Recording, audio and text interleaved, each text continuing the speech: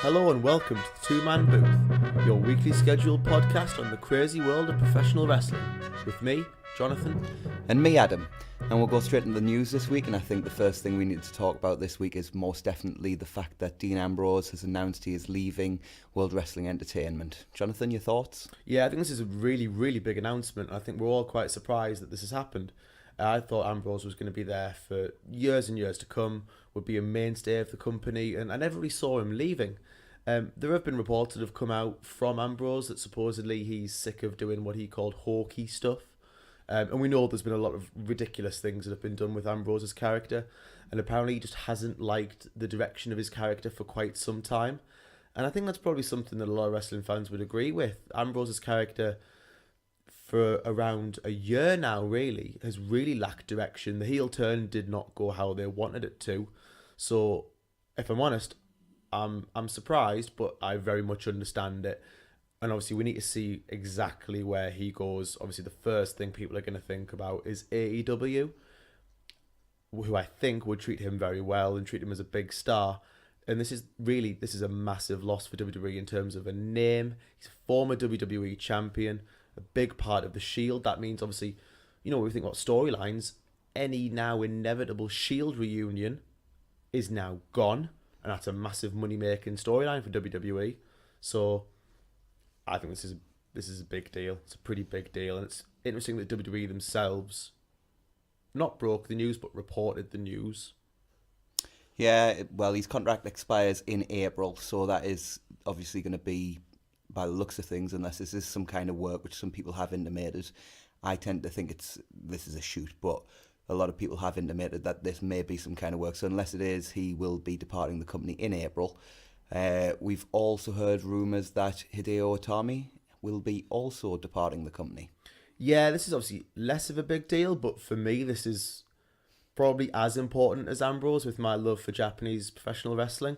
I have been looking today on Twitter, and he has changed his name on Twitter back to Kenta. Interesting, I hadn't seen that. Yeah, his actual, his @ is still @ Hideo Itami, but his name is Kenta.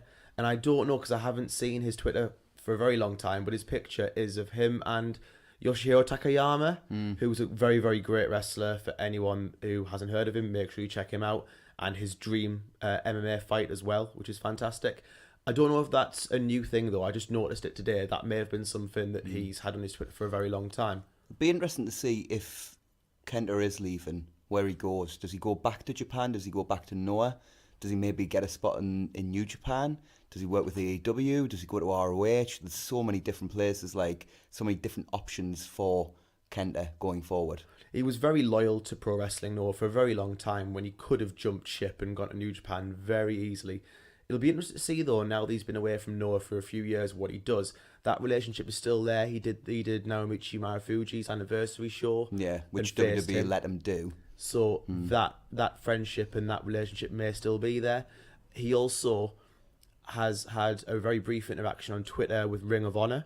I hadn't seen that. Ring of Honor said it was actually a comment aimed at Daniel Bryan because they talked about how they'd sort of protected the I can't remember how they worded it, but something along the lines of they'd actually protected and recycled in a way the match between Daniel Bryan, Bryan Danielson, and Kenta in 2006. Are you talking the Glory by Honor one? Yeah, 2006. Yeah. Glory by Honor 5 Night 2, if anybody wants to check it out. It's an unbelievable match. He then quoted that tweet and said, "Love these guys," and it was Ring of Honor's official Twitter. So that could be nothing. It could also be everything. Mm-hmm. That would be huge for Ring of Honor. Like Kenta is, I know he's been stuck in 205 Live, and we've got to admit this. He's not the wrestler he was when he came to WWE. That the injuries have really taken a toll on him, and he's not worked to the same level that Kenta did before. But if he goes to Ring of Honor, that is huge for them.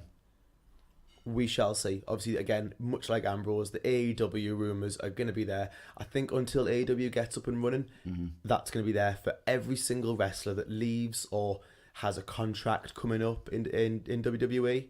So we'll see.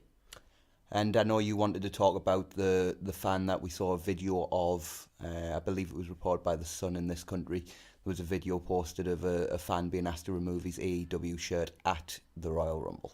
Yeah, we both have slightly different opinions on this. I think, and I totally understand your viewpoint. The footage is of a man in the front row who's wearing, what we now know as the standard AEW wrestling t-shirt, and the stewards come over and they ask him to remove it. The footage is taken by people that are, a bit down on the front row, but, they're close enough that they can see it clearly, and it's a video recording, and they're actually saying how ridiculous it is and how stupid it is.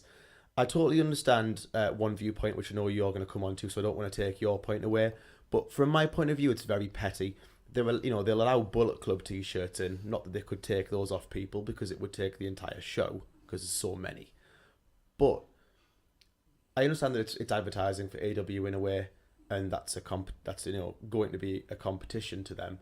But at the same time, it just comes across as very, very petty, and fans should be able to go. They've paid their ticket. They should be able to go and do what the hell they like. They've paid the money. They're fans at the end of the day.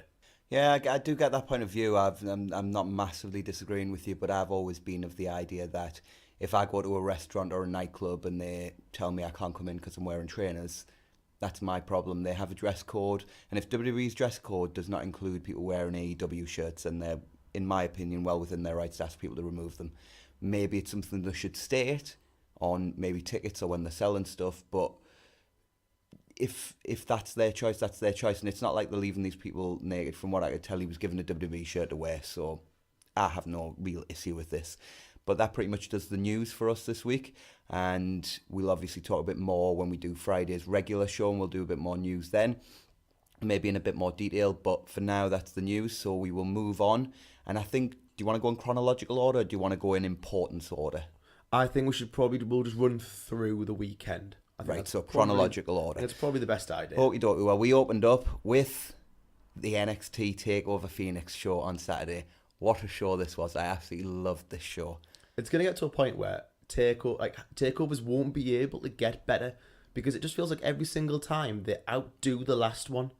I remember way back when we watched Takeover Our Evolution, thinking that was as good as takeovers would ever get. I still think it's probably the best that the roster has ever been in NXT. There's an argument now, but yeah, there's been a few high points. I'm not sure I would say that was the best roster ever. I certainly think in terms of like the best story, the best main story for a main event, I don't think that's been beaten, because Neville Zayn was amazing. But there's different peaks in NXT. Yeah, but this was an absolutely fantastic show. Absolutely what you would expect from NXT Takeover. Takeovers are always fantastic. They always knock it out of the park. It isn't like a WWE pay-per-view where sometimes it's a bit meh and a bit average. NXT Takeovers are always unbelievable shows, and this was just the same, as we will show you. So we opened up with an awesome entrance for the War Raiders. We were opening up with a tag title match between the Undisputed Era and the War Raiders, and the War Raiders came out. And I can't remember where I've read this, but I believe that was actually Ray Rowe's friends, and I believe Sarah Logan was on stage as well with them, doing the whole Viking display. That's really cool. So it wasn't like they hired a troupe or anything to do it. It was literally just Rowe's friends just thought it would be a cool idea to do a cool entrance for him. So that was really cool. And then they came down, Undisputed Era came out, and we had this match. So Undisputed Era started fast before War Raiders sort of used their power to take control. The match was very back and forth throughout, save for a period where Undisputed Era got a little bit of heat on Raw after taking Hansen out. There was an awesome superplex from Roddy to Hansen where he just sort of scaled to the top rope and just basically deadlifted Hansen, who is a huge man, into that superplex, and it was just awesome. Roddy is freakishly strong for a man his size. Yes. Freaky Roderick strength, yes. So Hansen kicked out the high-low, which I was like, whoa. And at that point, I actually thought Undisputed Era must be retaining, and they were giving the War Raiders like a big sort of bump by having them kick out the high-low. But actually, we went to the finish, and Hansen hand stood out of the way in a really cool spot of, I think, was it a double clothesline they were going for? Or was it another high-low? I can't remember what it was, but Hansen Hand stood out the way, and literally the crowd, it wasn't like a yeah or a boo, it was a whoa. You could hear the audible gasp from the audience. And he hit a double handspring elbow, and then Fallout picked up the win as War Raiders become the new NXT Tag Team Champions. Great match. Yeah, and I was kind of surprised. Much like you, I thought that because they were being given so much throughout the match, they were going out of their way to make War Raiders look good. I thought that was to sort of give them a bit of a rub for when they eventually lost the match. Because I thought that Undisputed Era would have a very long reign for quite a long time. If they really have, if you think about it, they've basically, save for a brief run with the titles for Bait and Seven, and including the fact that Fish was champ at the start, but now Roddy's champ, they've basically had the belts for like over a year. So they have had quite a long run. Yeah, that hadn't occurred to me actually. When you do think about it, they've had a few like sort of little breaks effectively. But yeah, good point actually. I never thought of that. Yeah, this match absolutely made War Raiders. I mean, they already looked great on the NXT episode just before Takeover, but this really solidified them as the top team, and they were brilliant. This match was fantastic, as you said, back and forth. I can't disagree with you on anything that you've said. It was a great way to start the show, and takeovers always start hot. I can't remember the last time that a takeover started badly. No, they always go out of the way to have a really hot match opening up. And we then moved on to Matt Riddle versus Cassius Ohno. I wasn't really sure what to expect from this match because they had, obviously, the really short match on the last takeover. Then they had a good but quite short match on TV. And Riddle's won both, so I was wondering what dynamic they were going to have here. They just went out there and hit each other really hard. It was stiff. And I think they went about 9-10 minutes, but it was really good 9 or 10 minutes. Yeah, this match didn't need to go long at all. Just like you said, it just needed to be a slugfest. Both of them knock the living daylights out of each other, and you know the result that needed to happen happened. Ohno's not there to be a top guy anymore. He's there to come in, and you know as people come in, he puts them over. No complaints, and I think Matt Riddle, in around a year and a half, will just ascend further and further up the NXT ladder, and I think he'll be an NXT champion before long. Yeah, absolutely. Agreed. Yeah. So Ohno, there was some really nice callbacks in this match, like Ohno going for multiple sentons, which he did on the NXT episode, and getting caught in the bro mission again, but this time he got to the ropes, so I thought that was a nice callback. We also had Ohno offering Riddle a fist bump the same way Riddle kind of did to Ohno on TV, and Riddle just being an actual smart babyface, just need him in the face. Those exist? Apparently so, at least on NXT. There was a sick-looking sleeper suplex, which just looked unbelievable. And then a barrage of elbows, like the Bryan-style elbows, which picked up the win for Riddle. So that was that match, and we then moved on to what, I don't know about you, but what I thought was the match of the weekend. 100%. Ricochet versus Johnny Gargano. Like this was going to be bad. I'll run through this, but there's no way I can sort of do this match justice. But there was back and forth game of one-upsmanship early on. Too much to cover, but the top rope powerbomb reversed into a Hurricane Rana, out of which Ricochet landed on his feet, was incredible. Like, I tried to write that several different ways, so I knew what I was going to say here, but that was the only way I could write it that in my head made sense. It's just like, cool spot. Doesn't really do it justice. It's like when he flipped over the top rope in front of Velveteen.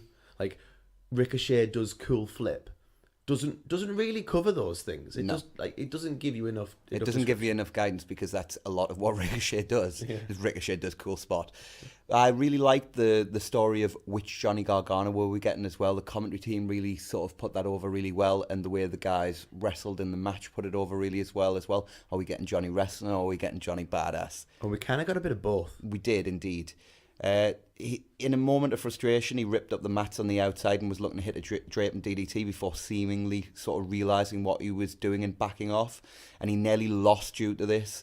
And when it came to it, he didn't think twice about hitting a brainbuster on Ricochet on the outside the second time onto the concrete. It made a thud of a noise. It was disgusting.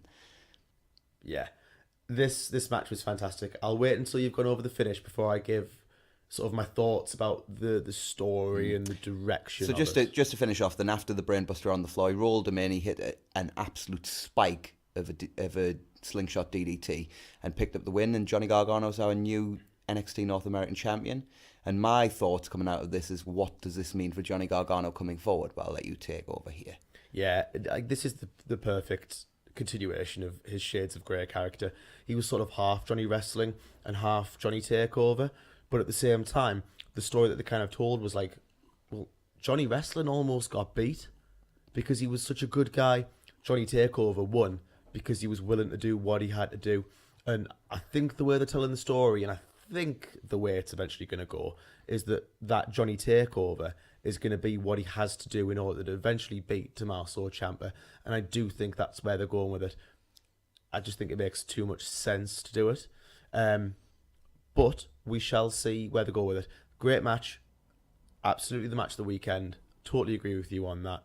And like I say, it's another super interesting addition to what has been one of my favourite stories and angles in wrestling for the last several years. This sort of corruption of Johnny Gargano. And obviously we'll talk about other things later. But yeah, great story, great match. Yeah, so next we had Shayna Baszler versus Bianca Belair, and to be honest, I really felt for these two because I looked at them and thought, no matter who you were, how can you follow that? Yeah, follow that. It's impossible. Yeah.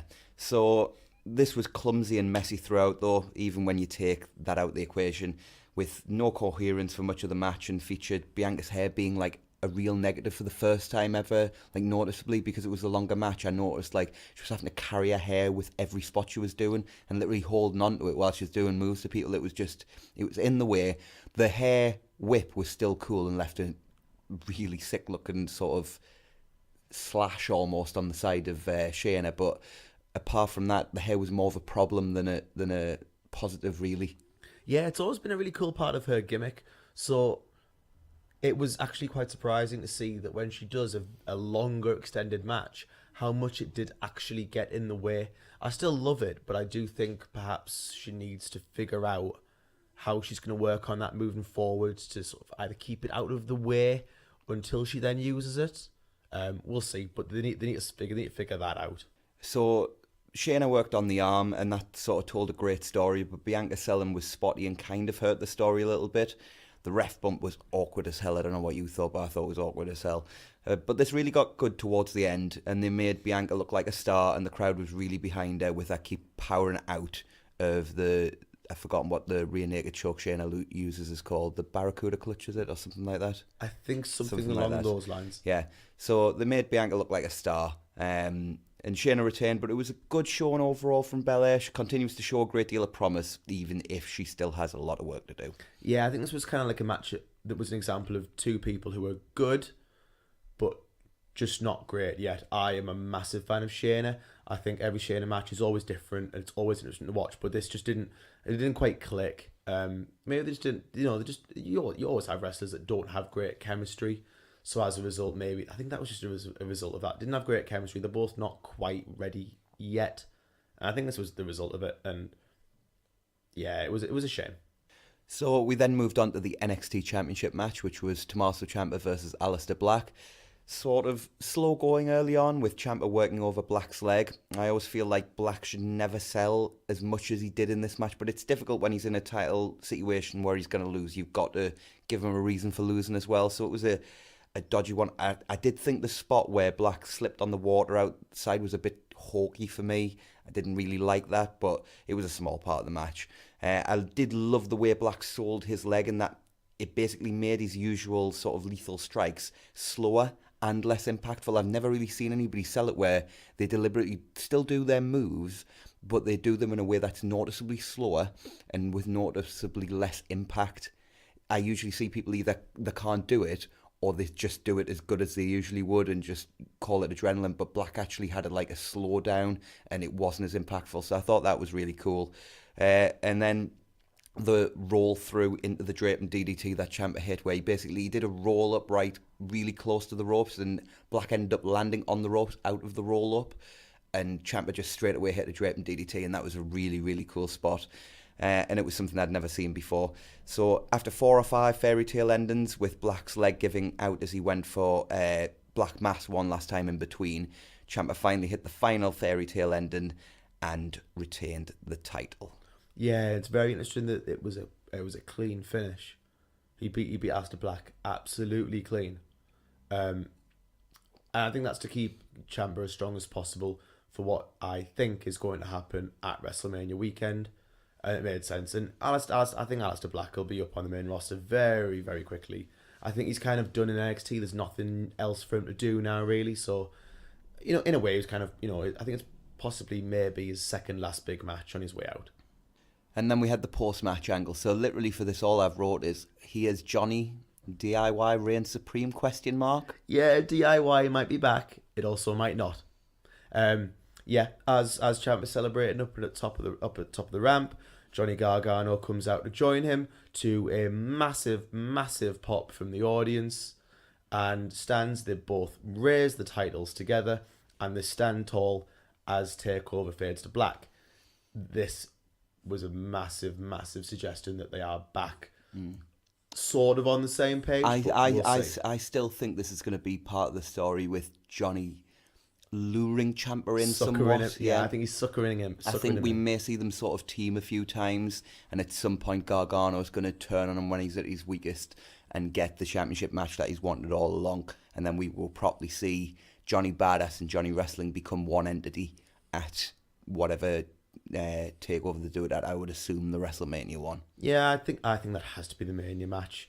It's the biggest angle in NXT by a country mile. You can make an argument it's the biggest angle in NXT history. Yeah. Yeah, the only thing I can think of, and the only thing that rivals it really in my head, and I think it doesn't beat it purely because of injuries, was Zayn and Owens. Yeah, because they never really got to fulfill their story, did they? Or Zayn Neville. Mm-hmm. I think they're the main ones I can think of. But with longevity and the heat that this feud's had throughout, I think this probably tops them all.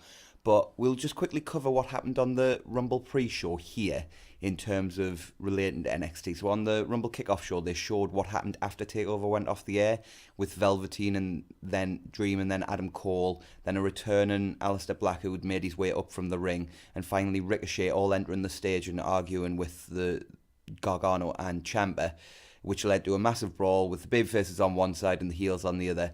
And HBK announced halftime heat's coming back, baby. Yeah, this is going to be awesome. And we're getting a 6-man tag, so it's going to be Black, Velveteen and Ricochet versus Cole, Gargano and Ciampa at halftime of the Super Bowl this coming Sunday. And wow, have they tried as much as they can to bury Maroon 5 in order to build up this match. Well, to be fair, Maroon 5 do deserve that. So. Yeah, we don't have to watch Maroon 5. Not that we would, just to make that very clear. But we don't have to watch Maroon 5 now. We can watch Halftime Heat when we watch the Super Bowl. Awesome. So I think this is only the third ever Halftime Heat as well, so it's quite a props for NXT to get it. Which was the last one? Well, they did the first... Obviously the famous one is The Rock. That was the first one. Yeah. With Rock and Mankind, and then they did it the following year, because I think I was listening to a retro podcast not that long ago where they were talking about this, and the Halftime Heat they did, it was just like a bunch of interviews, and like they tried to do it again, but they didn't put anything important on it, and no wonder after that they never did it again. So this one looks to be a lot more interesting than that one. But we'll just quickly run through the Rumble kickoff show, because I know you didn't see that, so I'll just quickly run through what happened on there. I just made a mention of the stage at this point and said that the fact that this is a baseball stadium has forced them out of their sort of homogenized, super clinical approach, and the stage, or lack thereof, made it feel special and made it feel different. I loved it. It felt fresh. It felt like the old stages that they used to have, almost, back before the Titantron era, when it would be, WrestleMania, and there'd just be a very small sort of cage-like corner that they would just come out of, and it looked different, and it looked... Yeah, anything that they do that's different and that looks different, and we've said this before, we said this almost every week on the show, every single thing they do that's fresh and new or different, we're all for. So we opened with Bobby Roode and Chad Gable versus Razor and Scott Dawson. And the story here was basically if Dawson and Razor won, both AOP and The Revival earned future tag team title shots. There was some miscommunication issues between Razor and Dawson, with them playing up that they're not a regular tag team, and Roode and Gable picked up the win following the neckbreaker moonsault combo. It was a fine match, nothing to write home about, but it did its job and kind of warmed the crowd up. We then moved on to the United States Championship match, with Rusev defending his championship against Shinsuke Nakamura. And Shinsuke picked up the win after another fine match. The finish saw Shinsuke hitting a landslide, and then when Rusev kicked out, he went and removed the turnbuckle cover. Lana got up on the apron to alert the referee. Her and Nakamura began arguing, and Rusev tried to hit Shinsuke, but he moved, so Rusev took his wife out instead. Shinsuke then hit a Kinshasa to the back of the head for the surprise win. I did not like the finish. I didn't like the finish either, but it was what it was. It was a pre-show match and it was fine. And we then had the fatal four-way cruiserweight title match. This was a really, really good match. They went out the way to have a good match. It was very moves orientated, but you're always going to get that with a four-way. There was some interesting spots such as the suicide dive doomsday device combo, which some will see as super contrived, but the way I thought they did it in a way that everything which led to the contrived setup made sense, so it meant it wasn't really that contrived. Everything hit the accelerator towards the end, and Hideo kicked out of the Salida del Sol. Buddy Murphy returned after a litany of V-triggers, and a version of the Komagoye hit as well. And then Murphy's Law to pin Hideo. Yeah, I think we both called this right, didn't we? That we thought Murphy was going to retain. So, no complaints. I think it's the right decision. There was nobody at all that was ready to take the title off him. So keep the belt on him, absolutely fine, and see what you can build towards WrestleMania regarding someone maybe beating Murphy. So we then moved on to the main Royal Rumble show. We opened up with a video package, and then we started off hot. We had The Man, and we had the Empress, and I literally looking at the first bit of my notes and it just says, this was great. So 17 minutes of these women trying to beat the hell out of each other. They used each other's submissions. It just felt like a match with two fighters that the crowd loved, trying to outdo each other to earn a championship. It felt very un-WWE in that way, but in a good way. And it was a great match, and Asuka tapped out Becky to legitimise her reign. I know some people hated that Becky submitted, but Becky's basically Teflon at the minute. And Asuka needed some credibility since, in theory, the only reason she was champion in the first place was because Ronda came out and cost both Charlotte and Becky at the last pay-per-view. Yeah, I totally agree that Asuka had to win. And this was a great match. I didn't like it quite as much as you. I think I wasn't a big fan of the first few minutes. However, by the end, I was then fully invested. And by the end, I was like, no, that was a great match. I don't think I loved it quite as much as you. I actually had this quite close to Ricochet Gargano. Yeah, it wasn't there for me, but I did really enjoy it, and I would never say it was a bad match. It was a great match. I think I'm in the camp of the people who would rather have had Becky pass out than tap out. I would have had Asuka win. I wouldn't have had a problem with her passing out. I wouldn't have even had a problem with Asuka just pinning her. I didn't think the submission was necessarily necessary, but I also don't have that much of a problem with it. The pass out finish I think's a bit overdone. They've done it too many times with too many people. It's cool when it happens once in a while, like when Austin passed out to Brett.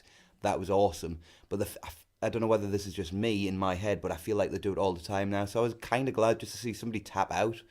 Yeah, at the end of the day, like you said, Becky is like Teflon. She can take things like this and still be as awesome and still be as over as we would see. So we then moved on to the SmackDown Tag Team Championship match with The Bar defending against Miz and Shane McMahon. This was better than I expected, but it was still not great. It was too long and had a seemingly never-ending heat segment in the middle. But it did have a few cool moments too, such as Cesaro catching Shane's coast-to-coast and turning it into a Cesaro swing, where he swung him for about 7 years, like in a good way, just kept going. Yeah, I think I had a birthday. Yeah. The finish was cool too, with miscommunication from The Bar and Sheamus bro kicking Cesaro before hitting a skull-crushing finale, and Shane hitting a Kidman-esque shooting star press for the win. It wasn't great, it was too long, but the crowd loved it, so good for them, I guess. Yeah, I totally agree. I agreed it was too long, and then there were times in the match where it dragged, but there were some really cool moments, and the crowd was into it. And by the end, I was kind of like, you know what, like that was kind of fun. It wasn't offensive to me at all, and Shane hitting the shooting star press was just ridiculous. How he does those things, how he thinks them up, I have no idea. But yeah, it was fun. I enjoyed it, and it was what it was. It just went a little bit too long. Yeah, definitely agree. So we then moved on to the Raw Women's Championship match, which was Ronda Rousey defending her championship against Sasha Banks. It was another good match. It was paced perfectly and made Sasha seem like a legitimate threat, which is an impressive achievement because nobody in their right mind came into this thinking Sasha had a chance. The crowd hated Ronda early and ate up everything Sasha did. And there was a nice spot where Ronda hit the ring post and they did the thing where all the LEDs like burst type of thing and it glitches out. Ronda's selling in this match was brilliant, and Sasha is really good at acting like a psychopathic sadist. She's clearly been watching Misu or Zack Sabre Jr. or somebody of that ilk. Was some sadistic joint manipulation, but Ronda picked up the eventual victory with Piper's Pit. I don't know if Sasha's the first person she's not managed to tap out, but if she has, that's a cool thing for Sasha. I think she might be, Yeah, I think she might be actually as well. We'll have to check that. I'm not sure. Yeah. Well deserved after this match as well, and something, if true, commentary should have made a bigger deal about. But Sasha proved she deserves more than she has been given over the past year or so and showed glimpses of what made her so great in NXT. Ronda managed to work this match so well that the crowd had kind of unturned on her by the end of the match. They were back to usual by Raw, but we'll get onto that. Yeah, I really enjoyed this match. Sasha felt like the boss again, which is something that we've seen in recent weeks, that she's felt more like herself. The match was a little clunky in certain situations, but overall, I really enjoyed this match. I actually think, and I said this when we were watching the show, the best wrestler in the match was Ronda Rousey. Sasha was making some small mistakes, like with selling and not working holds, especially not working holds. Yeah, not working holds, I definitely agree with. I think Sasha's character work was massive in this match, whereas Ronda's selling and the actual in-ring performance was better from Ronda. Yeah. But I really enjoyed the match. Great match, and by the end it achieved what it should have achieved. And Sasha did feel more like a legitimate threat than she did going into the match. So as a result, Sasha Banks has gained from this, which is good booking. One little thing that I do want to mention before we move on from this match is, Ronda did her classic babyface thing, which we will mention in a bit. I do think she does far too much. But she did her classic babyface thing of showing respect to Sasha. Sasha then went to walk away. And then she turned round. And she turned round. They were having a little bit of like a face-to-face, but it looked like it was a respect thing.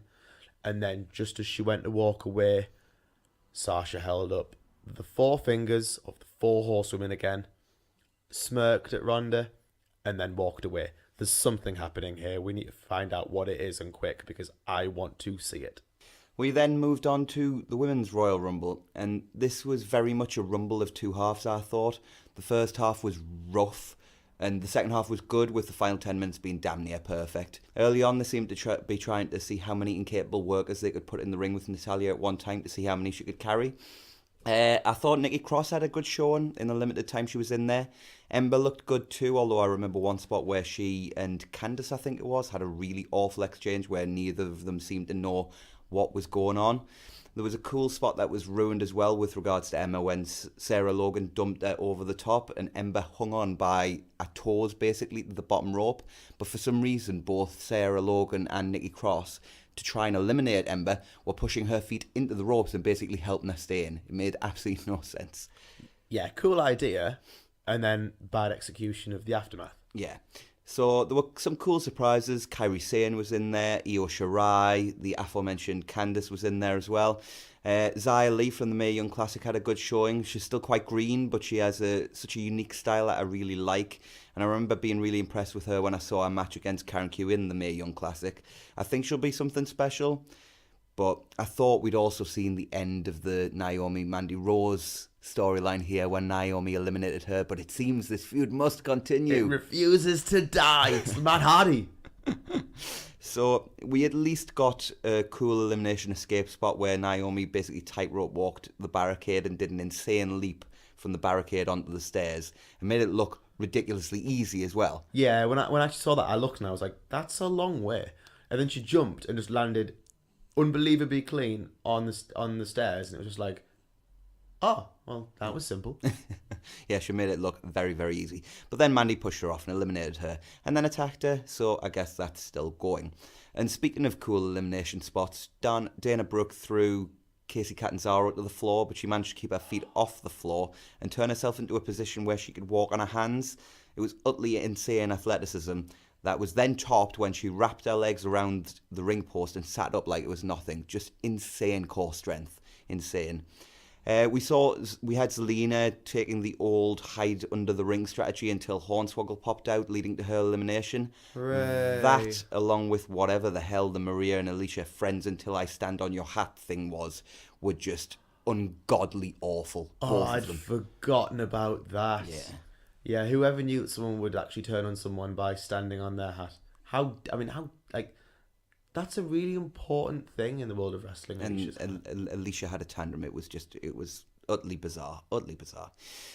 So this got really good late on though, and as Lana's injury sustained from earlier meant she couldn't even walk to the ring. She was then attacked by Nia, adding to this sort of further. I've never been so glad that someone was actually injured. Not Fake injury. But I've never been so glad for someone to have a kayfabe injury in my life. So this eventually led to Becky coming out and demanding to be put in the match. Finlay, being the nice Irishman he's got, a little bit of bias there maybe, finally acquiesced, and she entered to a thunderous ovation. Yeah, it was big. I think the crowd are quite happy to see her. Yeah, something tells me that. So the final three were Becky, Nia and Charlotte. Becky eliminated Nia when she pulled her down from the apron after Becky had gone either through the ropes or under them. I can't remember how she got to the outside. Then as she was getting back in, Nia pushed her off the steel steps and Becky tweaked her knee. Referee Jessica Carr was about to award the match to Charlotte, but Becky came back in and demanded she be allowed to continue. The match went on and they had a really nice final sequence until Becky eliminated Charlotte. And you know what? Usually I find it dead awkward when they throw them to the outside. They're kind of on the apron and they sort of have to fall out themselves.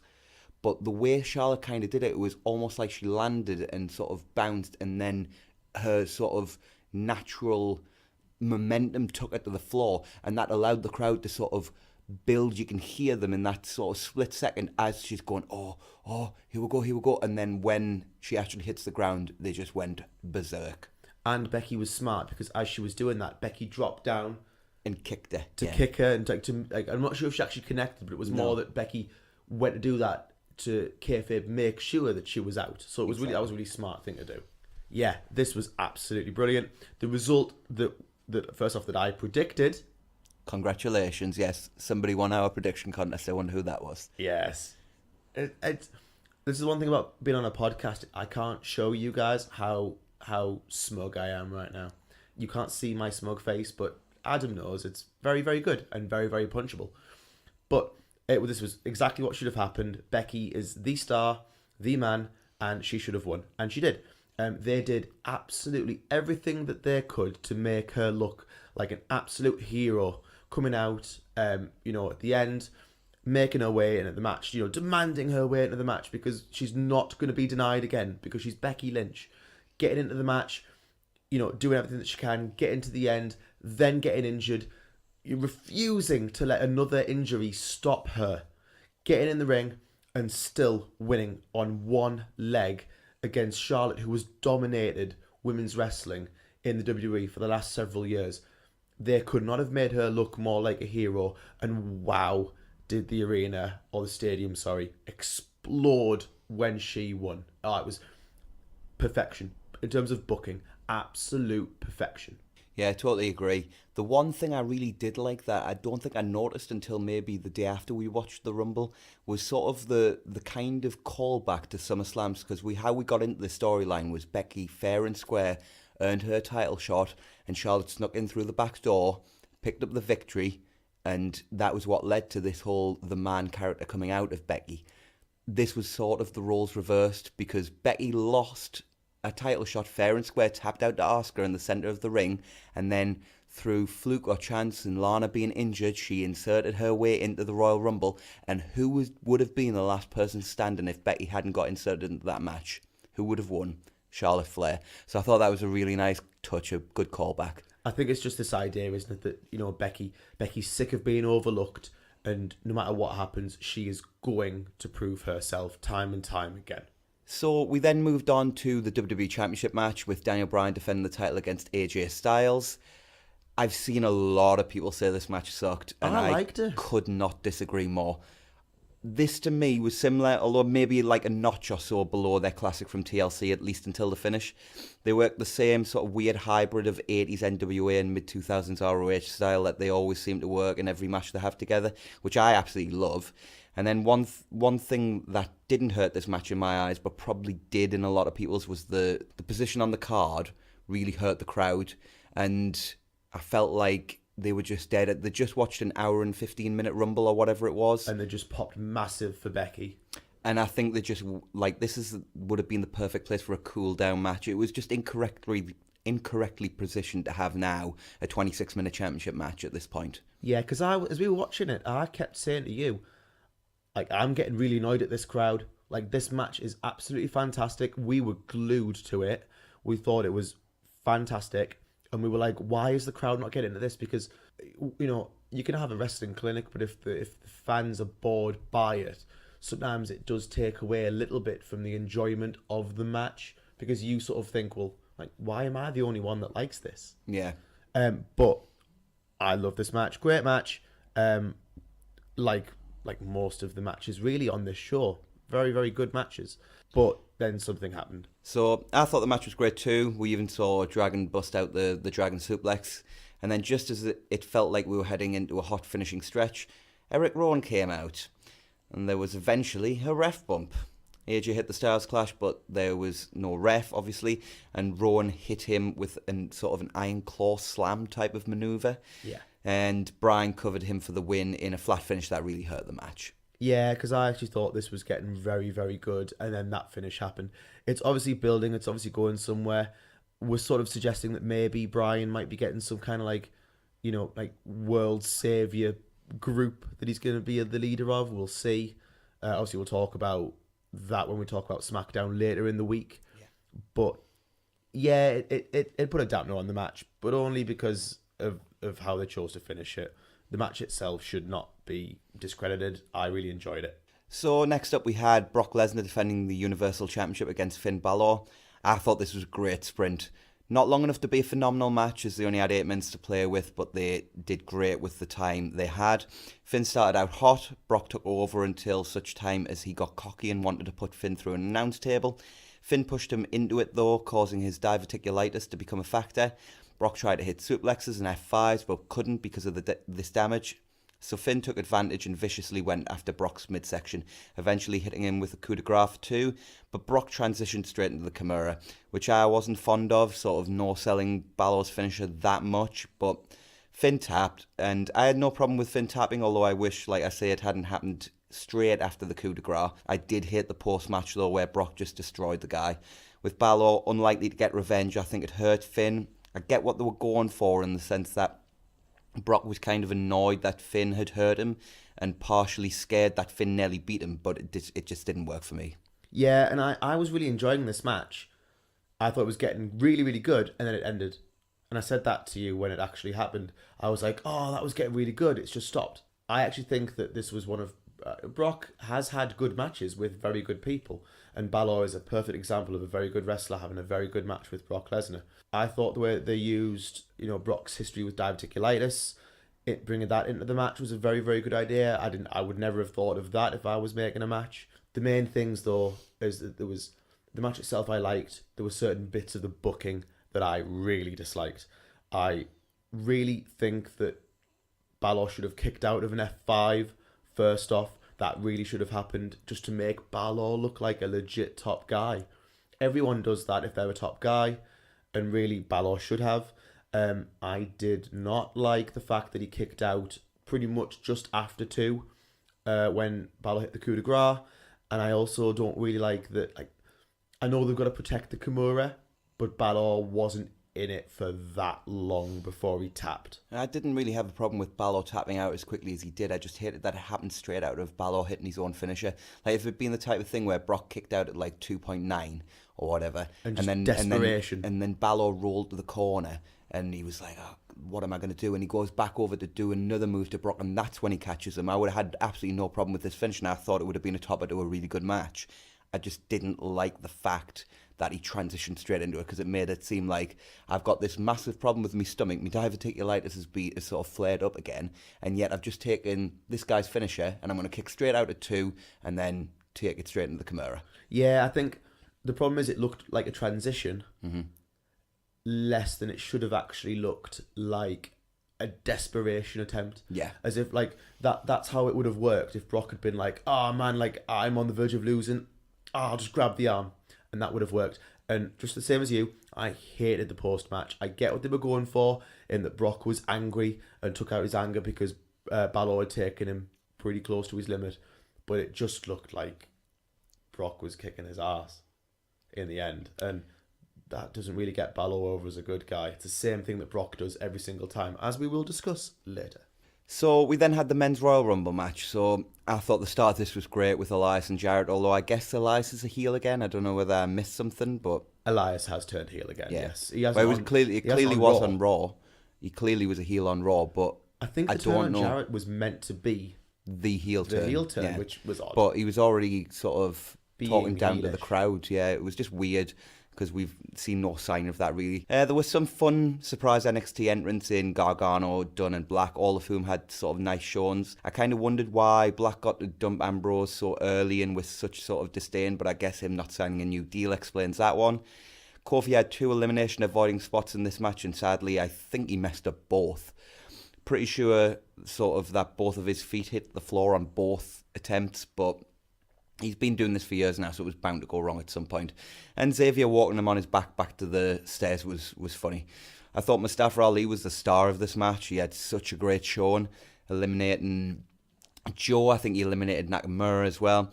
The one spot in this match I really hated, although actually involved Mustafa Ali, unfortunately, which was Nia Jax taking Truth's spot in the Rumble. Not because I hate seeing like man-on-woman violence, because I love me some Lucha Underground, and they deal with that on an almost weekly basis. This is a fake sport, so as long as you treat it sort of like they treat women in superhero movies and put them on an equal level as the men, I don't have a problem seeing that. I just didn't like the fact that Ali just looked like a complete loser by just sort of standing there and going, ooh, this is a woman. And then he gets thrown over the top rope. I didn't like that part of it, especially after all the great work they'd done building him in the match. Lashley came in and was straight away eliminated by Rollins pretty much immediately. So he got his revenge by putting Rollins through a table. They do this type of thing too much in the hope that you forget that the person's actually in the match and they get the surprise pop towards the end when they come back in. I think this has happened in every Rumble since like 2011, when it actually did get a crazy pop when Santino came back and nearly eliminated Del Rio. I don't know whether you remember that. Vaguely. But that got a crazy pop because I don't think we'd ever really seen it before. But they do it nearly every year and people know it's coming now and it just doesn't get that reaction. Strowman and Rollins were the final 2, and Rollins won with a cool curb stomp on the apron. This was fun with the right winner and the crowd loved it. Good match and overall good show. Yeah, I totally agree. The right guy won, as I've said and we've said before for the last several weeks. Seth Rollins is absolutely 100% the guy. They need to run with him. He needs to beat Brock at WrestleMania because he's been really the top male wrestler in WWE for quite some time. There were some things that were good about the Rumble, some odd things. The only thing I didn't like about the Nia Jax involvement is that if you're going to have women's and men's Royal Rumbles, you kind of have to enforce that. Back when it was just the Royal Rumble, and like when China came out, or Karma came out, or Beth Phoenix, yeah, no complaints because it's just the Royal Rumble. If you're going to specify gender, then it has to stay with that. I saw someone, I can't remember who it was, but someone on Twitter mentioned, well, why can't Brock just come out in the Women's Royal Rumble? Fair point. If you're going to stress that, it has to make sense. But overall, good show, enjoyed it, and like we said, we hoped it would be a good show, and I enjoyed it, so no complaints. Well, my one nitpick is these shows need to be shorter. If you're doing 2 Rumbles, you only really need like 2 of the matches on the card. 2 Rumbles and 5 other matches plus 3 more on a 2-hour pre-show is just too much for a non-Mania level card. Everything on here was good apart from the SmackDown Tag Title match, which was okay, but it was an absolute slug to get through. And if I wasn't on holiday this week, there's no way I would have gotten through all this. Yeah, I was at work the next day, and it was hard to get through, very hard to get through, because I knew I'd have to be up. And, anyone that's watching in America or around the world has the same problems. Yeah. So we'll move on to Monday Night Raw. We're going to keep this short and sweet this week since we've already had 2 pay-per-views to cover. So we opened with Seth Rollins. He was out in the ring and he was a mega star. The crowd absolutely loved him. He wants to point at the sign and have some time to choose whether or not he wants to challenge Brock or one of his best friends in Bryan. Hunter came out and says he's proud of him. They were both quite choked up, which was kind of sweet. But the machine moves fast, and much like Becky must give her decision tomorrow night on SmackDown, Seth needs to give his answer tonight. He's got until the end of the night. And then Ambrose comes out and tries to sort of drive a wedge between Seth and Hunter. Hunter says, "Oh, you're brothers, just like you were when you stabbed him in the back, Dean." and also brings up Roman's leukemia, which was just unnecessary again. Ambrose gets in Hunter's face and tells him this doesn't concern him. If Ambrose hadn't been leaving, I could have got behind him versus Hunter at Mania so much. Ambrose hopes Seth wins at Mania because Ambrose always has Seth's number, which I then wrote in quotes, he does, ? Because I tend to remember Seth winning the majority of their matches up until recently. I think that's the only part of the story is lately, because I think the only thing that they are, and the only thing is, this does somewhat make sense, is that when Seth's won before now, he hasn't won fairly. So he was during his heel run, so that's fair enough. But I think that's what they were going for. So Ambrose basically says he's got Seth's number, so he wants him to win because it'll be easy to take the title from him. He wants a match with Seth, and Hunter smirks and goes to leave until Dean asks if he needs to get permission from his father-in-law first. Triple H asks for a referee now, and it's on. Yeah, this was a good opening segment. Set up the angle for the show. Set up the next match. No complaints. And Seth is crazy over, as he should be. And everything's going well. No complaints. Good start to the show. So when we came back from break, the match was ongoing. Ambrose versus Rollins. This was fine. Not as good as their Falls Count Anywhere match, but much better than their TLC match. Rollins won after a buckle bomb, super kick, curb stomp combo, with Ambrose selling the curb stomp like Scott Hall or The Rock selling the stunner. I guess this feud is over. Kind of surprised, thought it would be Seth's sort of big pre-Mania feud, but now that neither of them have the Intercontinental Championship around their neck. But Dean was about to have his Batista moment, I thought, after the match where he sat in his chair and it looked like he was about to do, I quit. But Tamina and Nia interrupted. Again, another weird thing that they keep doing. Yeah, I didn't like this. And Nia kind of ended up coming down. They had a bit of back and forth. She hit Dean. This show's really weird. Yeah, I didn't like that bit. I agree on the match itself. The match was good. I think, obviously, when we talk about, we thought Dean would be Seth's angle, sort of going towards Mania. I think possibly the reason why he's not is because we now know that he's leaving. And yeah, the Tamina and Nia thing's very odd. I'm kind of concerned that that's an angle that they're actually going to build towards, because I just don't want to see it. Not because it's male on female violence. I just have no desire to see it. I think Ambrose deserves better. Even if he's on his way out, he deserves better. So we then had the first match for the Elimination Chamber tag for the Women's Tag Team Championships, which was started with Tamina and Nia taking on Mickie James and Alexa Bliss. This sucked. I'm just going to throw it out there. It just sucked. Tamina's no good and can barely move anymore. I've genuinely no idea how she does the Superfly Splash, because the rest of the time she moves worse than Kevin Nash.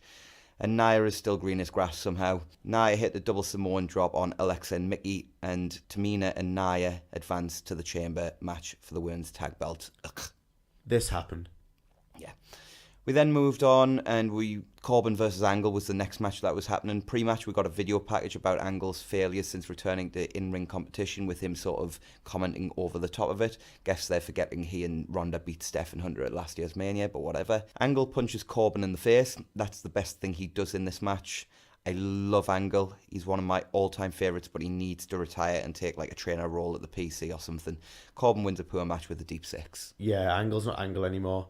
I have no desire to see him wrestle anymore. I love Kurt Angle. Always loved him. Since he first came in, he was good. He just needs to go away, and I find that really sad to say, because Kurt Angle's one of my all-time favourites, but I have no desire to see him wrestle again, so any segments that involve him wrestling are going to get a thumbs down from me. So Finn Balor was out next to a nice reaction. Says he made Brock a believer last night. Lashley interrupts, basically says he didn't deserve that title opportunity, and destroys him with multiple spine busters. I'm guessing we get Lashley Finn at either Elimination Chamber or maybe even Mania. I'm okay with that, but this segment did not evoke sympathy in me for Finn, but pity because he looked like a loser again. Yeah, this was not well booked. It just made Finn look like a moron. And, another loser babyface. Why would you cheer for those people? You have to make babyfaces either likable or cool, or ideally, Both. And, believe it or not, in real life, nice people have friends. Nice people have friends that will back them up. If you end up in a fight or something like that, I will come in and I will back you up because you are a good person. Believe it or not, in wrestling, that should happen as well. Yeah, this just sucked. I think they're obviously going for something with Balor towards WrestleMania, and I really think he should win the IC title, because I think he just needs something to keep him up the top of the card, but didn't like this segment at all. Yeah, I think that would be cool for Balor to win the IC title, especially in Mania. But we then moved on and we got a nice little video package to remind those who have forgotten or explain to those who weren't watching at the time why Ryder and Hawkins are actually friends. And I wrote here, I fear Hawkins' streak ends here. But the relative surprise with the Revival picking up the victory with a shatter machine on Hawkins, I doubt this is over though. I think we've still got ways to go with this. I still think that the losing streak is coming to an end at the hands of the Revival. I feel like it's coming, and that'll be another nail in the coffin for them in terms of their credibility in the eyes of WWE fans. Wrestling fans know how amazing they are. So I'm going to be a bit contrary next, I think. Brian cut the first promo of his heel run that I didn't like. Yeah, I didn't like it either. Oh, right. I thought you were going to disagree because I know we've both loved this run so far. I just thought it was a bit hokey because I'll go over the promo. Basically, what he said was Seth promotes air pollution by getting the crowd to chant "Burn It Down," which was just stupid. It doesn't make sense. No. It felt like he was handed that promo by someone who was like, "Oh my god, what loose connection can I make?" Yeah. And just pulled something out of thin air. It made no sense and it sucked. And the main thing about Brian's heel run is that Brian is basically, he's an intelligent person, and therefore he's able to spot these things that are wrong with the world. That just made no sense, and it made Brian look stupid, really. So Elias is out next, definitely a heel again. Crowd still loves him. Chants of "We're not worthy" amongst other self-deprecating chants. Jarrett interrupts, called Elias slapnuts, which I popped for. I have no idea why. Yeah. Road Dogg came out as well wearing a Becky shirt. Do we know what stories we're seeing now, Road Dogg? Anyway, classic promo full of innuendo, followed by a duet with Jarrett and Road Dogg for all time's sake. Elias hits Road Dogg with the guitar. Jarrett gets the upper hand until Elias hits him with the guitar too. This was harmless and fun. Yeah, no complaints. Gave Elias some heat. But I don't know why they're turning him heel. They really don't need to. He's fine as a babyface, and I think the crowd are going to refuse to boo him, to be honest. So Dana is backstage with Natalya and managed to start the segment babyface and end it heel. It is amazing, honestly. Watch out, Kane Big Show. She's coming for you. I honestly have absolutely no idea. Dana's character should be that she has split personality disorder. That would be brilliant. Like half of her is a good guy and half of her is a bad guy. Who used to do that character? Oh, I don't know. It was relatively recent as well. Somebody had a split personality character and I can't remember who it was. Wasn't in WWE, I don't think. I can't remember.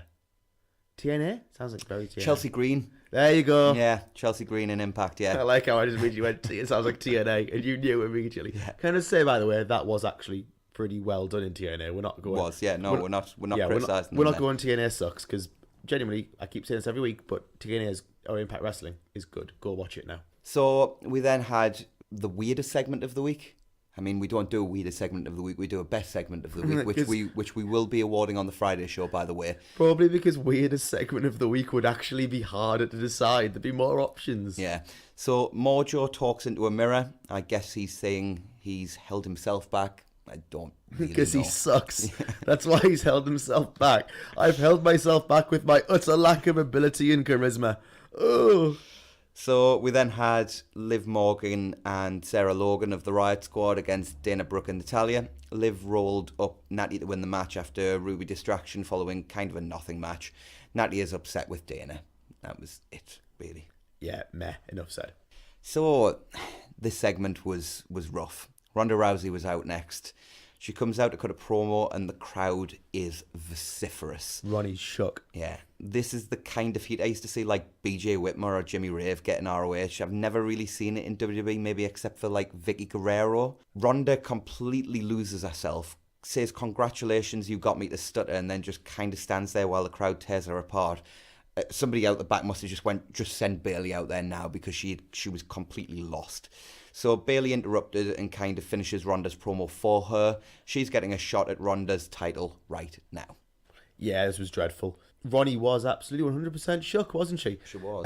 The crowd gave her heat and gave her stick because they just want Becky Lynch to beat her. It's not because they think that she sucks, it's because they just want Becky to beat her. She had no idea how to react. She'd never been through that before to that level. She's got heat before, but never to that level. Roman knows exactly how to cope with that, and so does John Cena. Ronda had absolutely no idea. She lost her words. She was getting very nervous by, rolling the microphone around in her hands constantly. And that sort of made her look uncomfortable. She acknowledged that she'd made a mistake, which makes it look staged and stuff like that as well. It wasn't good, and it very much, you could tell that someone had just been like, oh my God, Ronda's dying out there. Bailey, Bailey, go, go, go. So after how awful that segment was, the match was a ton of fun for a Raw match. Crowd loves Bailey, hates Ronda. They went through 2 ad breaks and had a nice longish match. Bailey hit a Bailey to belly into the barricade and used an ankle lock and a crossface, holding the crossface on till 4, which was kind of interesting. Ronda eventually gets the armbar and Bailey taps. It was a lot of fun. Respect is shown after the match between the two, and then Becky's music hits and the crowd loses their minds. Becky was limping, selling the leg from the Royal Rumble, and Becky tears Ronda to shreds for claiming to be the baddest woman on the planet. She says she chooses Ronda, and at Mania she is going to break Ronnie's mystique, take her title, and kick her ass in front of the whole world. Ronda then cuts a great, sort of pissed off promo herself. Any ring she steps into is hers. She owns the ground beneath her feet, and she will own Becky at WrestleMania. This is hyped. Becky smirks as Ronda leaves. Yeah, this was great. I totally agree. The match was a ton of fun between Ronda and Bailey. It's interesting though that you mentioned about the crowd still then being against Ronda in the match. I do wonder that I think they're going to have to very clearly position Ronda as the heel going into this match. Not necessarily as a heel, but as the heel going into the match. Match itself was fun. The respect segment, again, did not get what they wanted. She does this too much. You can be too nice. I know I've just said that baby faces should be good people, and that they are good people, therefore they get help. But what they don't need to be is absolute perfection as people. Okay, you need to be real, and real people are not perfect all the time. But then Becky came out, massive pop, probably the pop of the night. Definitely. Yeah, pop of the night was massive. Anyone that was around, I told to come and watch it with me as she came out. Brilliant, cut a great promo, as Becky always does, 99% of the time. Ronnie was still shook, but then cut a great promo back as well. Actually, it was a really good back and forth, and I couldn't be more excited for their match at WrestleMania, but it should be a one-on-one match. It really should. Totally agree with that. I know some people have said adding Charlotte will add sort of a quality to the match, which I think from an in-ring perspective it would, but you've got to remember, not everybody's watching wrestling for 5-star classics. It'll be a good match anyway, Becky versus Ronda. I truly believe that. People want to see the story. People want to see the characters. Then that's what they're buying WrestleMania for, in theory. So it doesn't need Charlotte in there to add that great worker. They'll be fine in the ring. And if they have a 3.5-star match or whatever you want to call it at WrestleMania with a great story, that to me is going to be more successful than having a 4-star match but adding Charlotte to the mix. As stupid as it sounds, I almost don't care what the match is like as long as I see that moment where Becky wins. Yeah. By tapping out Ronda Rousey. Note to WWE, that is what you need to do for the finish. So next up we had Braun versus Drew McIntyre. This was a fine match, but kind of boring until Corbin came in and attacked Braun for the DQ. Braun turned the tables and destroyed Corbin for a bit before Drew hit a Claymore and he and Corbin hit a double choke slam on the ring steps. They leave together. Please tell me Drew isn't lumbered with Corbin. I think we could have had an alliance built here. I really hope not, but it wouldn't shock me. They really seem to think that Corbin's like somebody. We talked about him in NXT for a long time as being someone that we kind of enjoyed in his role, but no more than that role. He's now gone above his role and his station in WWE. Braun deserves better than this. I really hope this is not his angle for WrestleMania, because he deserves better than this. He's not as over as he once was, but he really does deserve better. We'll see, but I didn't enjoy this segment at all. So we then had our main event segment. Greg Hamilton announced Seth, but we got Brock and Paul Heyman instead. Heyman says this should be the easiest decision of Seth's life because he doesn't have any options. He must pick Bryan. I kind of hate how this buries Bryan. Yeah, take the easy option. Yeah. Even though Bryan almost beat Brock. Anyway, that's what they always do with Brock. Brock's on a different level to everyone else. Rollins comes out and attacks Brock. Brock gets the upper hand and hits 4 or 5 F5s, including one on the title. Seth asks Brock if that's all he's got, and Brock hits one more as the show ends. Well, this segment did not help anybody but Brock. I get that Rollins is probably winning at Mania, but do we have to make him look like a total loser? Raw was kind of there for me for the most part. Some good, some bad, mostly average. Yeah, I agree. Some good, some bad. The one thing, though, I'm going to say this now, that main event segment absolutely sucked. I hated it. I said this last week, and I'm starting to become more and more annoyed about this every single time I actually see it. I am sick of seeing every single major Raw end with Brock Lesnar on top of someone after just kicking their ass. Seth Rollins is the guy. Protect him. Okay? He does not need to be like, oh, show how tough I am by taking 6 F5s. What he does need to show is show how tough but also smart he is by maybe suckering Brock in at this point and then maybe suckering him into a curb stomp and standing tall and then making Brock angry and then Brock's also coming for him at WrestleMania. I'm so sick of seeing Brock on top every single time. It's boring, I'm sick of it, and it just sucked and it made Seth look stupid. Oh, I hated it. I just hope they're not going to go with the whole thing where, sort of like they did with Bryan for months and months and months with the Authority, where Rollins is just beaten down at the end of every show. I know he's probably winning at Mania, but it's going to just suck if that's their story, where Brock just continually beats him down every week. Yeah, but say I have a fight with someone. That guy beats me up every single time. We then organise to have a legit fight. Okay? So to get a proper organised fight. He's beaten me like 20 times in like a street fight. Okay? And I win that one time. on that organised fight. Do I really look that good? If you constantly beat someone up and then have them win one time, it doesn't make them look good. Agreed. But we will move on to our closing segment for this week, which is going to be short and sweet.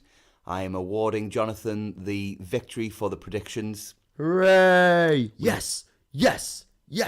Oh, it's dead, isn't it? Yeah, it's dead. We didn't predict the Rude and Gable match because we didn't have any idea that was taking place when we did our predictions. And every match, I believe we got right, that we both predicted the same. Yes, every match that we predicted the same, we got right. And then you predicted Shane and Miz to beat Cesaro and Sheamus, which they did, and you predicted Becky Lynch for the Rumble when I predicted Ember Moon. So, I think to be fair, I think you are chuffed I was right with that one. Oh, without doubt. So this will be something we do before every WWE pay-per-view. So 1-0 to Jonathan, and we'll see how we go throughout the year. Don't get comfortable, I'm coming for the trophy. Nah, we need a belt. Or the trophy. belt. We actually need a belt though. Yeah, okie dokie. So Jonathan's 1-0 up in that regard. The segment we're going to be doing at the end of the show on Friday is we will be reviewing the 1998 Royal Rumble as the final segment on the show. We'll also obviously be reviewing all the other news that's happened this week, as well as SmackDown, NXT and 205 Live, and any other goings on. Anything else you want to add, Jonathan? No, not really. We'll see you later on in the week for the rest of the goings on in the world of professional wrestling, so we'll see what happens then. Sorry, we're out of time. We'll see you later this week on the Two Man Beef.